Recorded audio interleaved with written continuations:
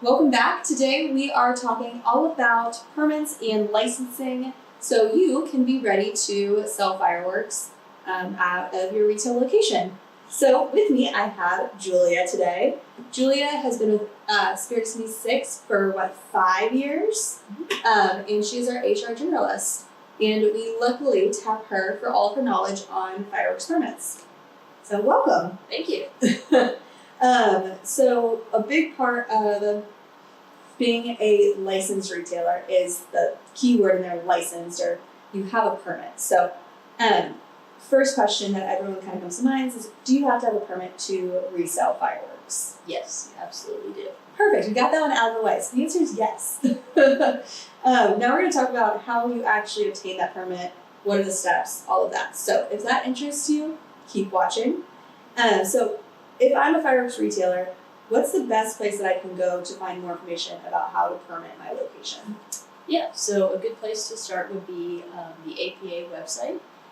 They have a lot of different resources for each different states that you guys might be in. And then also you can contact your state fire marshal or local fire authority, and they can kind of help you through the process. Yeah, we'll have our lovely marketing team link it down below. But that website she's talking about is americanpyro.com/state-law-directory. So once you go on there, it has every single state linked. You click it, and it's really well formatted, and you can find so much information on there. So that is a key place for you guys to go look. What are some tips that you have to making sure that the fireworks retailers are following all of the laws and regulations in their area?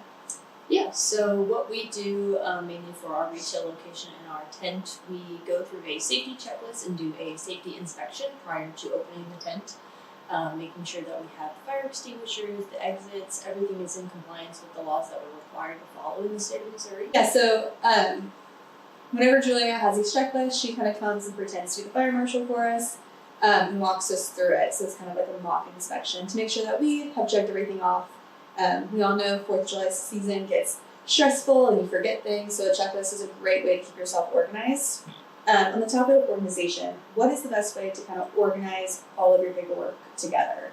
I would keep it in a 3-ring binder or a folder with laminated copies. That way you can make sure that it stays nice and clean for whenever the fire marshal does come. Making sure that you have everything that's needed on site and just organized in alphabetical order is probably the best. Yeah, so something easy to get to, easy to read, keep it clean because it can get kind of dusty. Awesome.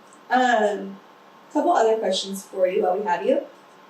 First one is, can permits vary between counties and cities within the same exact state? Yes, they definitely can. We encourage everybody to check with their state fire marshal or their local fire authority. That way you make sure that you have the correct regulations, making sure that you're following their rules.